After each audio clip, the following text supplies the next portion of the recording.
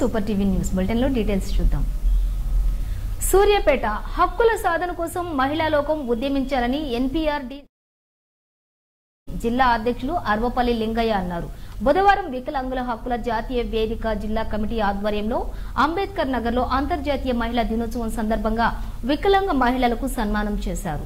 ఈ సందర్భంగా ఆయన మాట్లాడుతూ స్వాతంత్ర్యం వచ్చి 75 సంవత్సరాలు అవుతున్న మహిళల పట్ల సమాజం చిన్నచూపు చూస్తోందన్నారు.